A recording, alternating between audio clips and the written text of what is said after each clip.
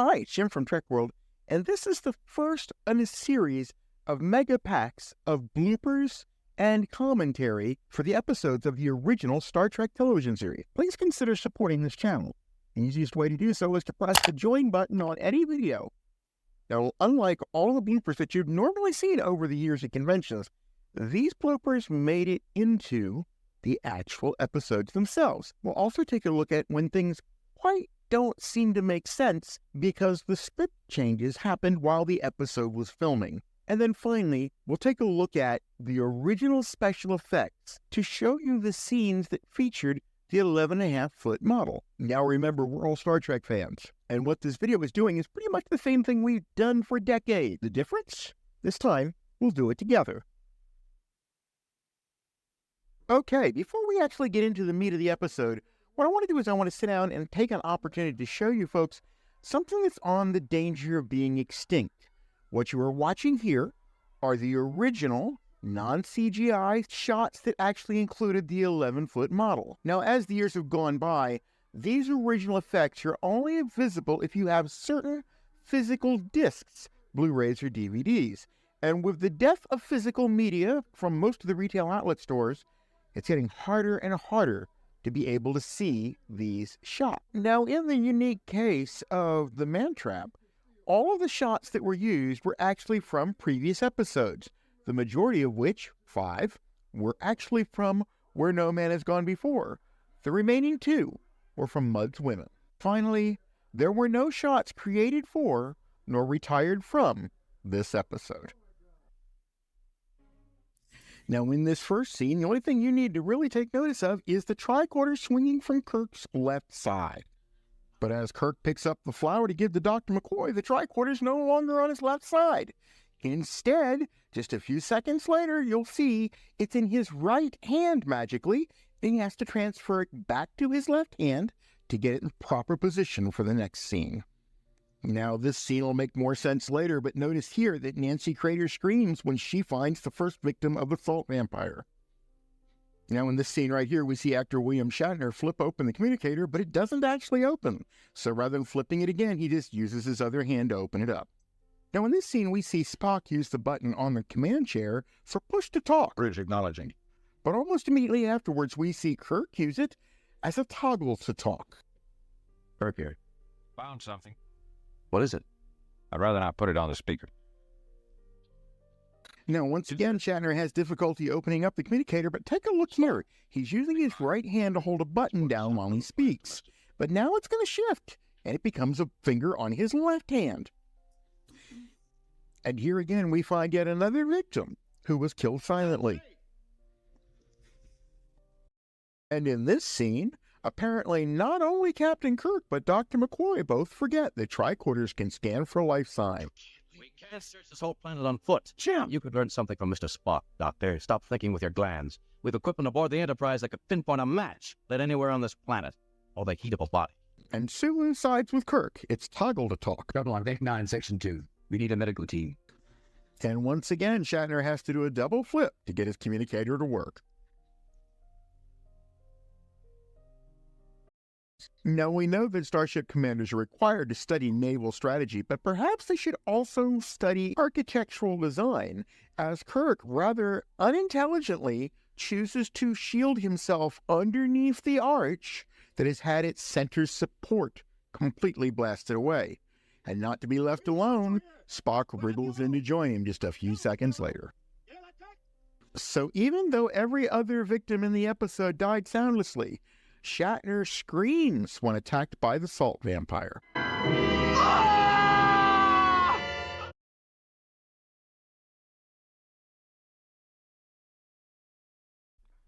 Now, as would be the case in almost every episode of Star Trek, all of these particular scenes were shot from previous episodes.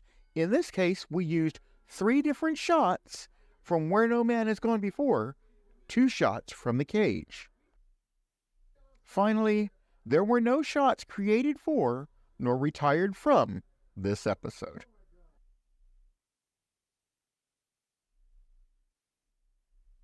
In the very first scene that we're going to look at, there's a magical costume change that occurs when Captain Kirk gets on the turbo lift with Charlie in one costume and arrives on the bridge in another. Now, in this scene, Janice Rand makes an emergency call to the bridge, but interestingly enough, watch that switch. The light is on until she hits the switch and the light goes out. But then the bridge reacts to the message. Must be nice having a bat phone directly to the captain. What do you think? Now, in this next scene, we're going to get a close-up in-person look at how starship walls are apparently built of drywall. When Spock and Kirk are thrown up against the wall cracks, as can be seen in this reaction shot. And just because we can't limit one scene to only a single blooper, as Charlie leaves Janice's quarters, the door does not completely retract into the wall to his right. Now, in this scene on the bridge, we're going to get a clear shot of the Moir pattern just behind Kirk, and you can see it's not moving. And we're going to get another shot here in a moment. He's going to move, and we're going to see it again. It is still not moving. But then we're going to get a reaction shot of the two of them together, and the Moir pattern is animated behind them.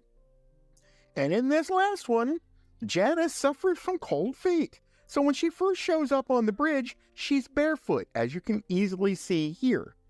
However, a few moments later, another reaction shot shows she's wearing white slippers. Not just once, but a second reaction shot will show it there again. But like any true great magician, the magic is in the disappearance at the end of the scene. As mentioned before, Star Trek reused a lot of optical effects from previous episodes in every new episode. In this case, Where No Man Has Gone Before was the second pilot, every shot in the show was created for this particular episode, except one. They used the hero shot from the cage to zoom us in onto the bridge. Finally, there were no shots created for, nor retired from, this episode. So in this first scene, we get a very unusual look at the turbo lift from a top-down shot, which shows us that the turbo lift and the hallway are connected. Now, while we're in the turbo lift, we're going to see another example of errors that can happen due to continuity. Two different shots taken at two different times that are edited together, and they didn't quite match up. Now, the first thing I want to call attention to, she's holding cards as she's getting off the turbo lift. But immediately afterwards, the camera angle shifts, you see them come out of the turbo lift, and she's no longer holding the card. But that's not all. We get a 2-for-1 in the same scene. At the beginning of the scene, she's exiting the turbo lift, and a crewman walks behind her from off the bridge onto the turbo lift. When the camera angle reverses and we watch from the bridge looking back at the turbo lift, she exits out of the turbo lift, and then the crewman goes behind her and gets on the turbo lift. Now, in this scene, as Danner walks away, the camera's going to pan over to the right, and what you're looking for is in front of the navigation console on the floor. You can clearly see some part of camera rigging that is physically still in the frame. Now, in this case, Spock gets his lines mixed up just a tiny bit. He mentions up front that the tapes are burned completely out, so he has to go back to the memory banks. Tapes are burned out, trying the memory banks. Then he talks about retrieving information from the memory banks. Getting something from the recorder now. But then he comes back and says, I'm having difficulty reading the tapes. Well, of course you are. You just said they were burned out. I'm not getting it all. The tapes are pretty badly burned. Now, in this scene, we watch along with Kirk and Spock as our friend Gary Mitchell appears to be speed reading an enormous amount of data and just taking in as much as he possibly can in a very short time. But the problem is, he apparently did not attend the Evelyn Wood School of Speed Reading. If you look closely at the screen, he's looking at the same 3 pages over and over again. Okay, and now taking a trick right from Harry Houdini himself, when our friend Gary Mitchell gets up off of bed, you can clearly see that he has an undershirt on underneath his uniform. However, when they manage to subdue him and drag him onto the transporter here in a moment, you're going to see clearly a shot of his back no undershirt. Magically, though, the undershirt reappears again when he wakes up in the cell.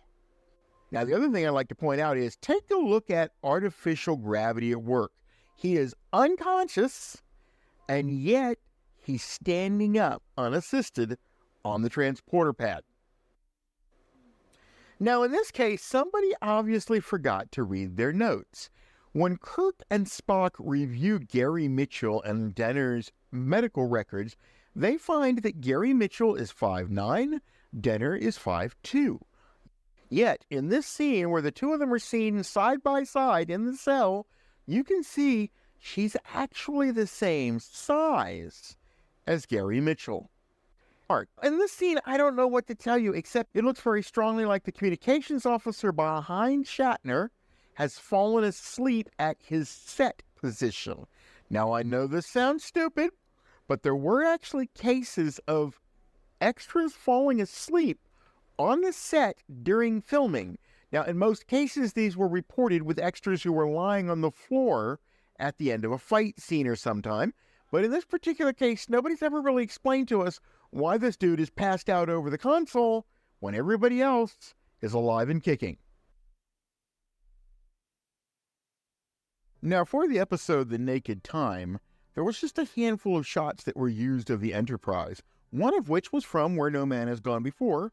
The remainder came from Mudd's Women. Finally, there were no shots created for nor retired from this episode.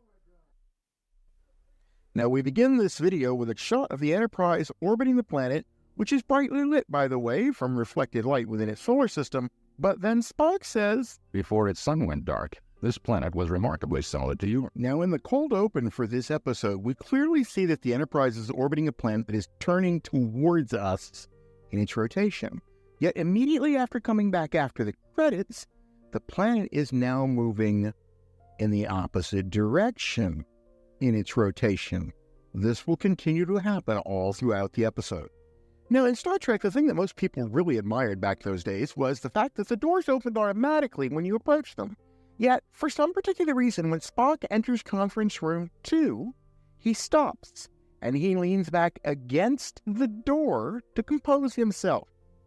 But interestingly enough, the door does not open.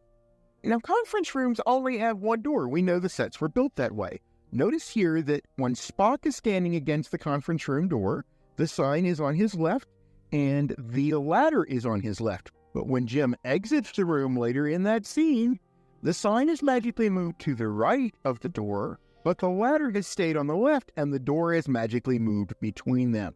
Objects are hotter than they appear. While Scotty uses his phaser to cut a hole through the engineering wall, notice the sparks and, more importantly, the steam and heat coming off the plate as he cuts through it, because he apparently doesn't notice it when he grabs the plate a moment later and removes it with his hands. And speaking of hands, as Jim Kirk walks up behind Riley, he puts his hand on the chair, spins Riley around while leaning over Riley. We cut to a reaction shot, which shows Riley leaned back in the chair, Kirk's hands nowhere to be seen. Cut away from the reaction shot, back to Kirk and Riley together, and once again, Kirk is leaned over Riley. Now in this scene, the character obviously forgets his ranks. He is a lieutenant junior grade. Sulu is a lieutenant. Interestingly enough, this is the only lieutenant junior grade that ever shows up in the series. Get off me. You don't rank me and you don't have pointed ears, so just get off my neck. Sulu. And let's face it, we all are so familiar with this scene because we love it when Uhura says, "Sorry, neither." Great line, but we forgot to notice that she touches Sulu significantly, but she never catches the virus. Give me that. So I'll protect you, fair matey. Sorry, neither. Now, interestingly enough, I guess they could only pay the main actors the extra money necessary to show pain, because if you notice, our main cast is in incredible pain. They go out of the way to show that to us, but the helmsman, engineer, and the navigator in front of them have no reaction whatsoever.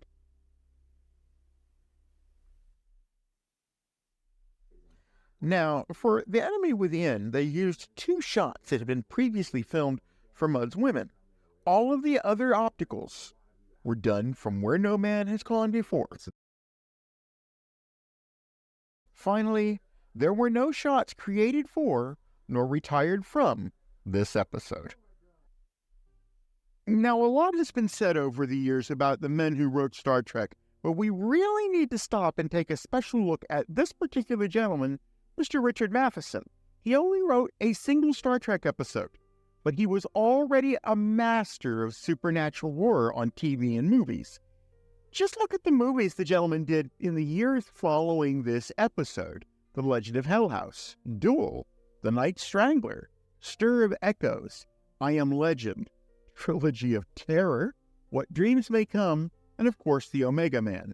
And William Shatner himself was no stranger to Richard Matheson, because he had written the 2 very best episodes, in my opinion, of The Twilight Zone ever written, both of which starring Mr. William Shatner: the incomparable Nightmare at 20,000 Feet and the sublimely satanic Nick of Time. Seriously, if you are not familiar with Richard Matheson, then if I could give you one gift today, go right now, hit pause, pop out, whatever you want to do, go watch one of these movies, go watch one of these TV episodes, and then come on back, pick up right where we left off here, and leave your comments below as to what you thought about Richard Matheson. Now, as a master of supernatural suspense and horror, what Richard Matheson wanted to do with Star Trek was unique. He wanted to take a classic horror story, in this case, Dr. Jekyll and Mr. Hyde, and translate it into a science fiction setting. So he came up with the idea of a transporter accident splitting Kirk into good Kirk and evil Kirk, Dr. Jekyll, Mr. Hyde. Now, interestingly enough, the entire subplot about Sulu and the crewmen being trapped down on the planet below and unable to be beamed aboard was not in his script, it was not in his story, it didn't actually serve to take any of his plot points forward, and he was not overly thrilled with it. However, he was very publicly appreciative of the episode in general and said he thought they did a really, really good job of bringing his vision to life. And now that we're actually inside the episode itself, we're going to take a look at our first continuity error. Take a look at the uniform that Bill Shatner is wearing as Captain Kirk. Notice there's no insignia on the chest. Okay, this actually happens off and on throughout the entire episode. The urban legend that goes with it is that the insignias had to be resewn on regularly due to union rules, and that for whatever reason, they had not been sewn on the uniform that morning, and no one actually caught it that day. And in this scene, we have something that's always puzzled me a little bit. Scotty has just seen the crew member beam up, covered with yellow dust, concerned. It set off alerts and alarms on the transporter console. So he tells this gentleman, Okay, no. You better go get a synchronic meter so we can double check. Yes, sir.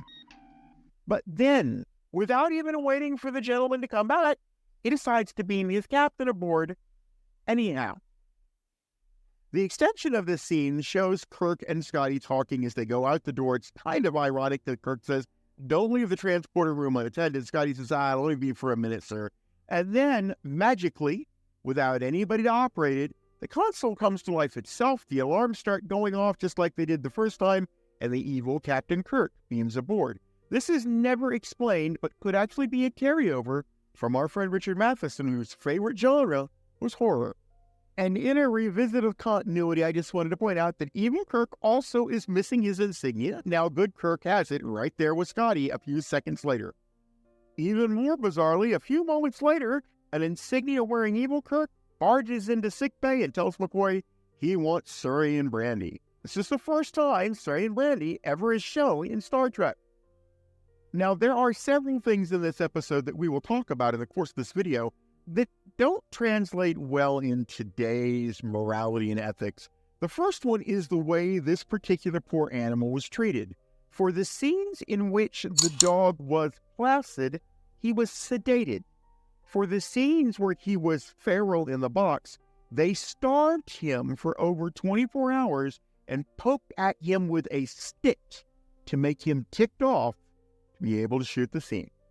Now, this was the first time that William Shatner ever donned the green wraparound uniform, And that uniform was created for one reason only originally in this episode, and that was so that it would be easier to tell good Kirk from evil Kirk, but they didn't really utilize it that way throughout the episode. Now, interestingly enough, there was a pickup shot done.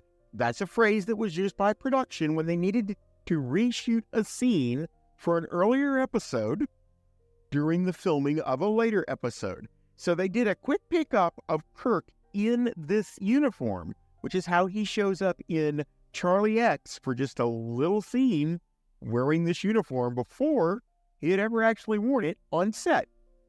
Mirror, mirror on the wall, tell me, who's the foggiest of all? They actually fuzzed up her mirror deliberately so that you would not see reflections of any of the cameras or lights when she was looking into the mirror from this angle. And of course, Bill Shatner scratched on notice the left side of his face in the attempted rape scene with Janice Rand. Shortly thereafter, evil Kirk says, "Can I borrow your phaser?" And he gets a phaser too for his trouble. But not long afterwards, good Kirk confronts evil Kirk in engineering, and evil Kirk's holding a phaser 1. Or is he? Around the third or fourth script that we were shooting, there was a scene where I was supposed to sneak up behind somebody, a villain in this case, and pull my phaser and hit him. My phaser with my gun, right? You got that? Hit him on the head with the butt of it to render him unconscious. That's the way it was written in the script. When we approached the scene, I said to the director, "This is archaic. This is really Western, to pull a gun and hit a guy on the head from behind." He said, "What do you want to do?" And I said, "This man's an alien. We don't know anything about aliens. We can say anything we want. We can make the audience believe anything we want about an alien. Let's use our imaginations. A man could have very special knowledge of the human anatomy that hasn't even been discovered yet, or he may have some special power that only Vulcans have, you see." I said, "Why don't I just apply pressure to a certain area of his neck and shoulder here and pinch a little bit, and he goes unconscious, you see?" Well, the director bought it, and that's the way we did it. Producers saw it in the rushes, the dailies the next day, and said, "It's a great idea. Let's keep using that." Now, ironically, it was developed for this episode and this scene, but because the episodes are shown in a different order from when they were shot, it actually showed up in an earlier episode before this one. The extension of this scene is one of only 2 times they used a split screen to show Bill Shatner on both sides of the screen instead of using a body double. And only in this episode do we see a phaser's unique ability to reheat rocks. If you watch closely here, you will see that Sulu uses his phaser to warm up the rocks to get radiant heat out of them. But that's only going to continue to work as long as the phasers hold out. We never saw the phaser's ability to do this, nor its ability to spread its beam the way that it just did. And this is the second time they actually used a split screen. You might be tricked into thinking that evil Kirk is not really Bill Shatner, but if you take a close look at his face, it really was. It was not the body double. Now, this scene truly is a blink and you'll miss it moment, but take a close look at Scotty's right hand when he reaches inside the box. Jimmy Doohan lost his finger during the war, and they went to great pains not to show that on Star Trek. But in this particular scene, there was no way to avoid it, if only for a split second. And this scene gives rise to Dr. McCoy's most famous line. "He's dead, Jim." In this case, he's talking about the dog. Somebody get this man a promotion. In the captain's log that's being recorded by Spock when we come back from break, Entry made by Second Officer Spock. he identifies himself not as the first officer, but as the second officer. Even though we are led to believe that the temperature is well below 100 degrees below zero, Sulu's breath is not visible as he speaks. It doesn't take long for evil Kirk to grab one of good Kirk's wraparound green shirts, thus negating the need for developing the shirt for this episode to begin with. But this encounter in the turbo lift with Janice Rand is truly one of the most cringe-worthy interchanges you will ever see in Star Trek.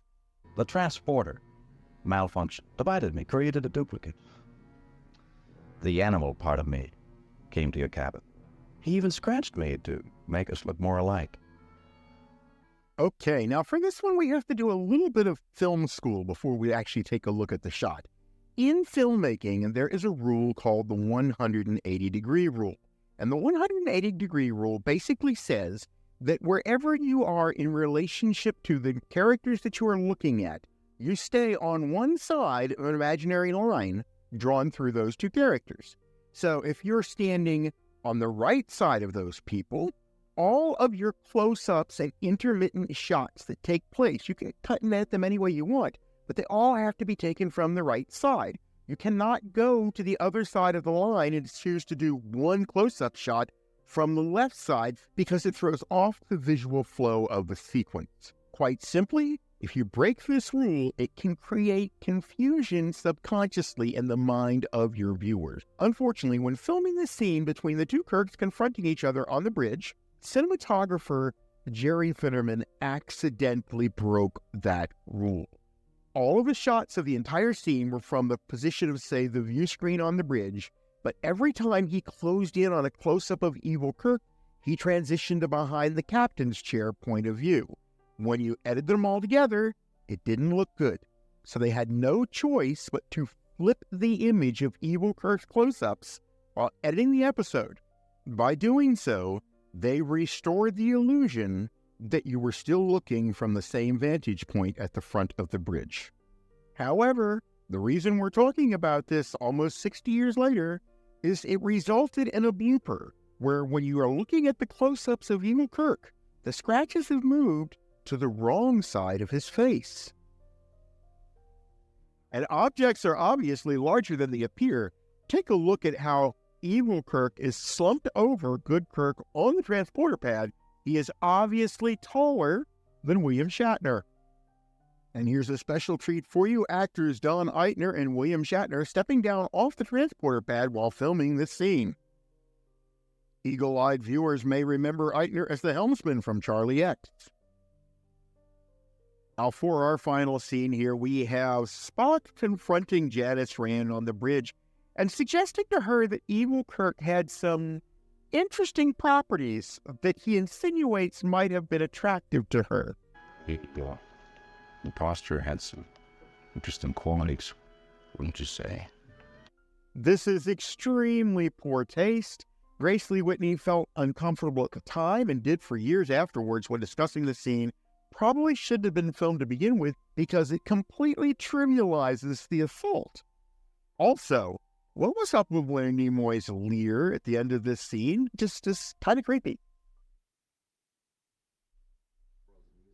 Now, in the episode Mud's Women, we see a seismic shift in the usage of these optical effects. Only 2 shots were from previous episodes of Star Trek. They actually used 1 shot from the cage, 1 shot from where no man has gone before, and every other shot was created specifically for this episode. Okay, so the first thing we're going to take a look at here is something that I found a little odd in the episode.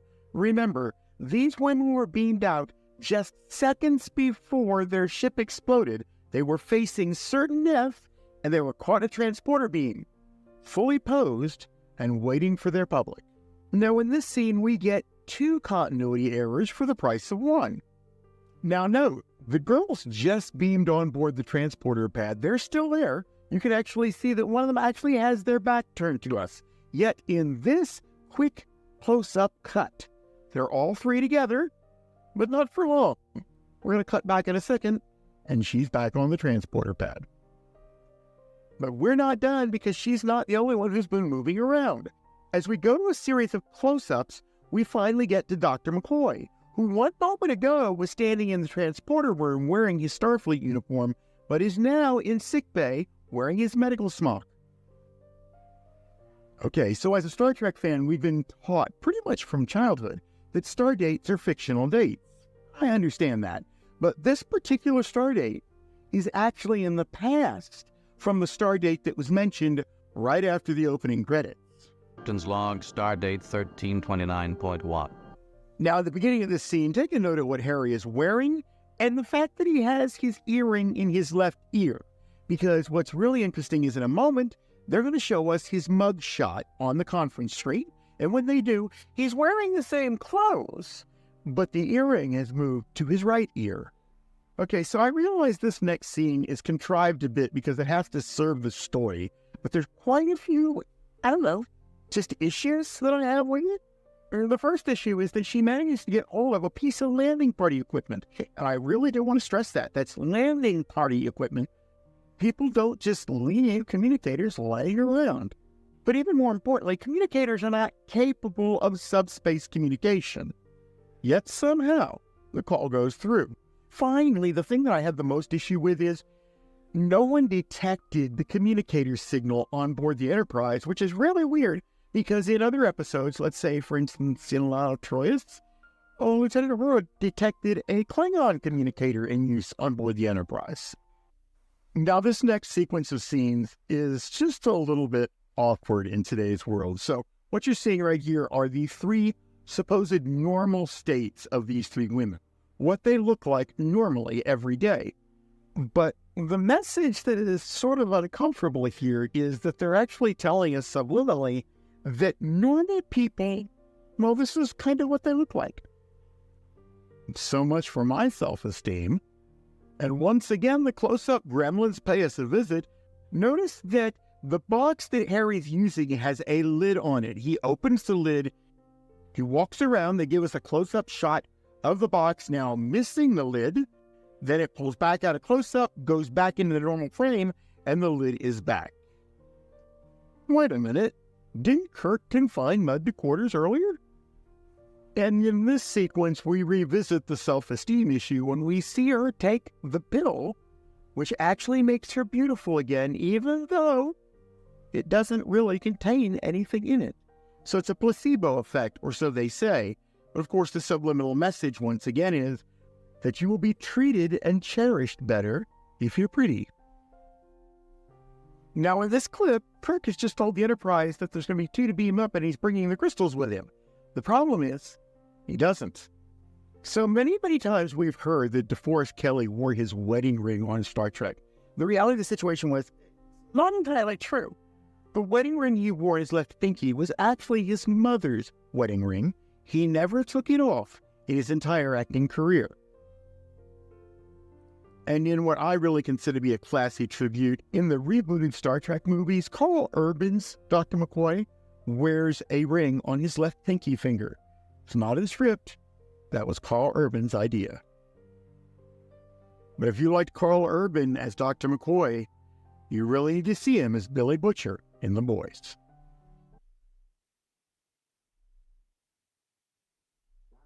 So in What Are Little Girls Made Of, 2 shots were previously used from Where No Man Has Gone Before, and the balance of all the remaining shots were filmed for Mud's Women.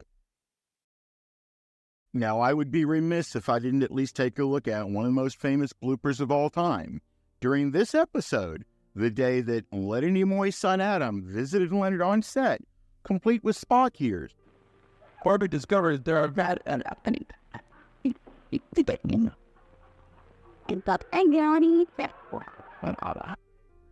So the first thing we're going to take a look at is an oddity that Bill Shatner has with his communicator. And we've seen this kind of thing before, but this is a new take. He flips the communicator open and the lid flies all the way back. This is one of the few times you'll see it like this in the series. Now, a few minutes later in the episode, he opens this communicator again, and this time it opens properly. Ladies and gentlemen, I present to you Crewman Matthews, the first red shirt to die in active duty. And consider this unusual white-handled phaser. We'll talk about it in a few moments. In yet a true blink and you'll miss it moment, there's a slight editing glitch where William Shatner's body mysteriously disappears for a full 19 frames. We've all seen the photographs. I don't think I need to say any more other than, really? In a continuity error, Kirk leaves his quarters with his command pack as he heads towards the transporter. But when he shows up in the corridor just outside the door, it's missing. Now, in this scene, for some particular reason, when they choose to show the close-up of Kirk, they reverse it. Notice that the blue is on the left instead of the right. Now, this scene has been debated for years, as fans believe that Corby's actually holding a Phaser 1 upside down. But I believe really there's more than meets the eye here. Notice when Corby gives the phaser to Kirk. Kirk reverses the phaser so it's no longer pointing at him, but he doesn't turn it over. Now here's where that white-handled phaser that I showed you earlier comes in. Desilu originally did 6 phaser props at the beginning of the series. They all featured a white handle and were very low detail. Roddenberry thought they actually looked like toys when viewed from afar, let alone for close-ups, so he didn't want them used. He took all 6 of them to prop maker Hua Chang and had Hua Chang make the phasers that we all know and love today. Then had their handles repainted and then were used solely for far-away shots where detail was not necessary. However, about 6 episodes featured clips of these before the repainting was done. And I think what we're looking at here in this particular clip is the phaser 1 of one of those original phasers.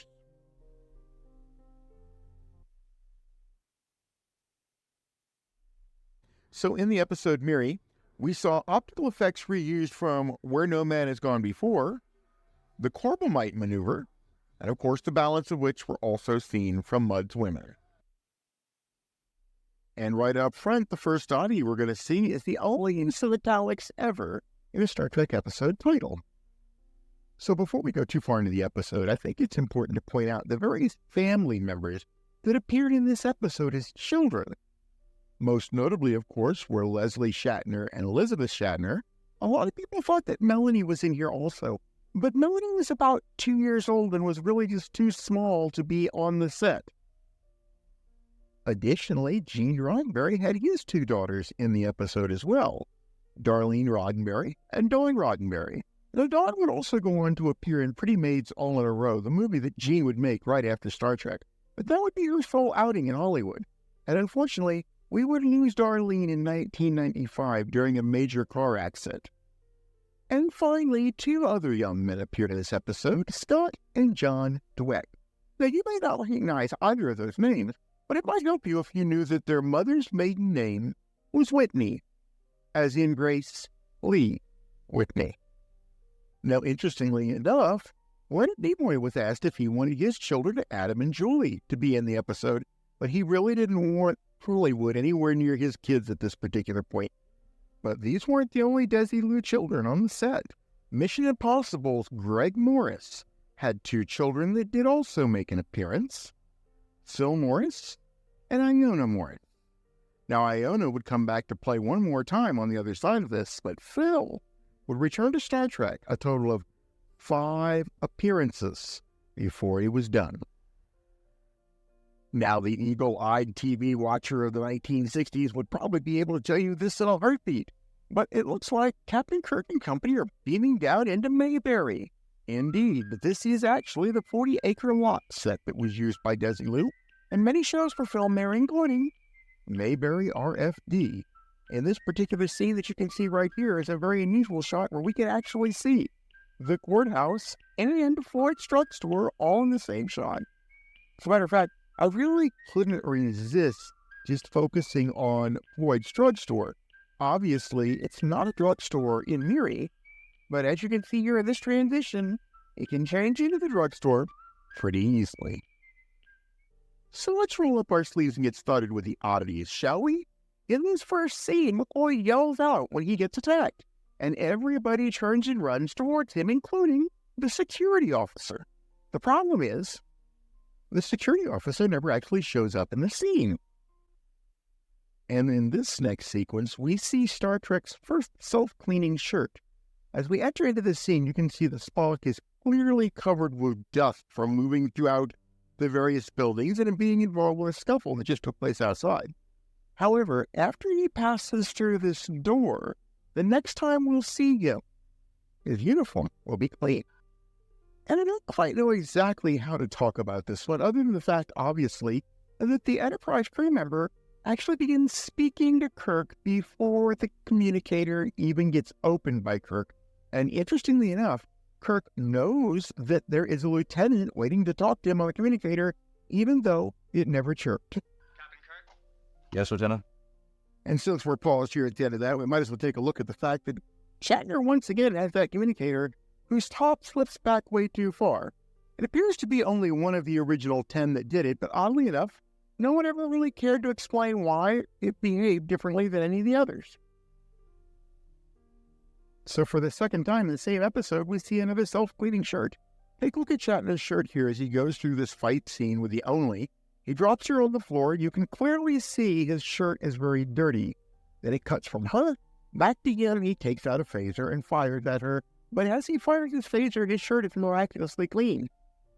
And in this scene, notice the ropes are below Janice's elbows, but in the close-ups, they're above her elbows. Okay, I just gotta say it because I know it's probably on your mind too, but these communicators were taken and Kirk and company were out of contact with the Enterprise for 2 whole days. What was Scotty doing on the Enterprise? Why didn't they send a security party down there? They had scanners. They could know exactly where they were at after they beamed down. So that's a plot hole that was never really explained in any way. So watch the scab line on McCoy's face. When Spock turns his head, you can see where they're at. But there's going to be a close-up of Spock, then back again to his hands. And when that happens, the scabs actually have moved closer to Nimoy's hand before they begin disappearing up the face. And keeping again with the oddity of the original episode title being in italics, these end credits are in a font that was not used in any other episode during the first season. Now, as we take a look at Dagger of the Mind, we have a unique circumstance. There was one shot filmed for Where No Man Has Gone Before that did not get used in Where No Man Has Gone Before. In fact, it only got used in this episode, and it was the only time it was ever used. See if you can identify it from this package. I'll give you a hint. It is the only full-length shot which ever showed you what was supposed to be the left side of the Starship Enterprise. Now, of course, we know that that was magic trickery. For more information, I've got a video on that. The remainder of the optical effects of the Enterprise came from Where No Man Has Gone Before, Mudd's Women, and the Corbomite Maneuver.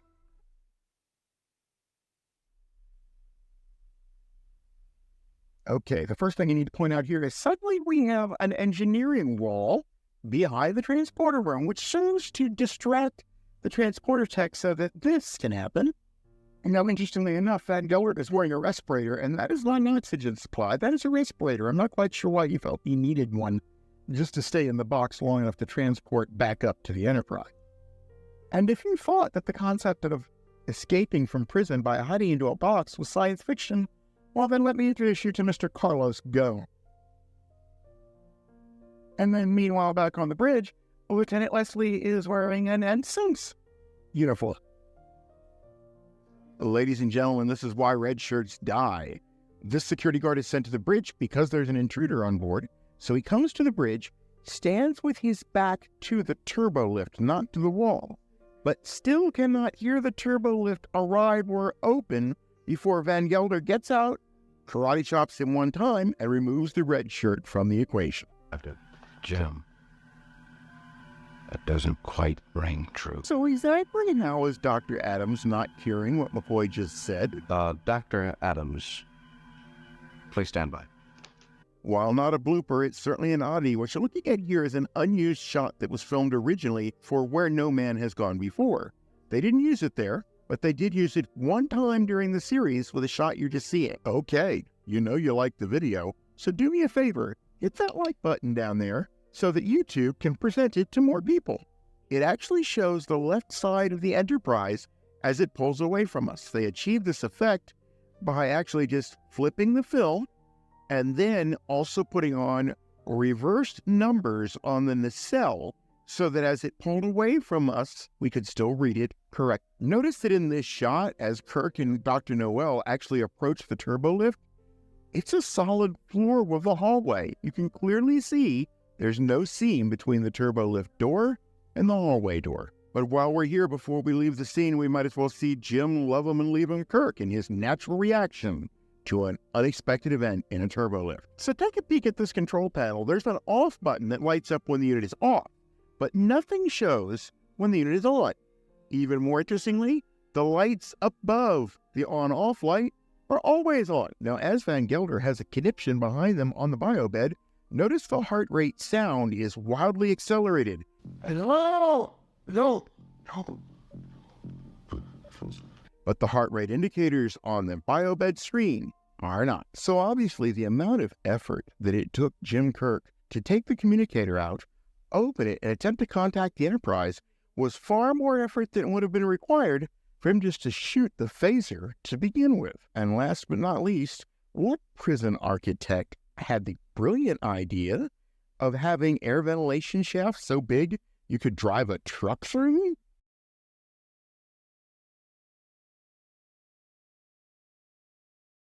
Similar to most women, we see a variety of brand new opticals for the first time, including the ship's firing of phasers. We used one shot from the cage. Every other shot was created for this episode. Okay, you know you liked the video, so go ahead and do me a favor. Click that like button so that YouTube will know to show this video to more people.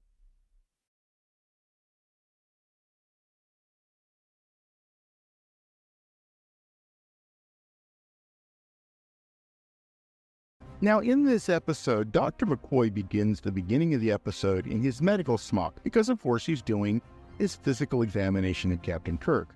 About halfway through the episode, he will change to a standard Starfleet uniform. But because of the way the episode was edited, they kept having problems with switching the uniforms in mid-scenes. For instance, here we see him with the Starfleet smock, but when he comes to the bridge a few minutes later, he's already in his standard uniform. But things get even stranger when suddenly he's back to the smock again. And then just when you thought it was safe, here comes the Starfleet uniform one more time. And in a sleight of hand that would make Penn and Teller proud, Spock's earpiece vanishes from his right ear right in the middle of a scene. Now notice that the gentlemen all bend over, put their hands on their knees because they're going to be transporting into the cramped quarters. Watch McCoy's positioning of his hands, or when he shows up on Balog's ship, his hands have shifted. Now, this one's a little bit more perplexing. I had to slow it down for you here, but you're going to see that Kirk grabs his uniform, whips it around his shoulders, but if you clearly see here, there are two command braids on the uniform. This is a commander's uniform. It's not a captain's uniform. However, in just a few seconds, we see him in the corridor getting ready to get on the turbo lift, and suddenly the same uniform now sports two solid braids with a dashed braid in between, which is the captain's uniform. Bridge. Kirk tells the turbo lift as soon as he gets into it that he's going to the bridge, but the very next scene shows us he's in his quarters. Interestingly, Spock quotes distances in the Imperial system, where Lieutenant Bailey quotes them in the metric system. Not only that, but there's no way that a ship that is only about 5.5 times longer than the Enterprise is correctly represented in this screenshot. Come on, you know you like the video. So do me a favor and go ahead and click that like button down below so that YouTube will know to show this to more viewers. Notice the view screen in sickbay has a mark on the bottom right-hand corner. Just a few moments later, in Kirk's quarters, he uses his view screen to call the bridge, and guess what? It's the same monitor. Distance from us, 1,593 meters, positional constant. Each of its edges measures 107 meters, mass a little under 11,000 metric tons. So the cube is 60% the Enterprise's length, and 5.5 Enterprise lengths away, but that doesn't look right in this composite shot. 1 minute. I knew he would. In this scene, there's a missing voice loop that should have been added in by ADR later, where Balog tells the ship, "You now have 1 minute." That's what Sulu's reacting to when he says, "I knew he would." Some people mistakenly believe that the line is actually contained in the trailer to the episode, but it's not. The trailer to the episode contains an alternate take where Balok only originally gave them 1 minute in total. We grant you 1 minute. And now that everybody's drank Tranya and we're all one big happy family, wouldn't it be kind of nice to let Spock and the Enterprise know that the situation is no longer dire and it's been resolved?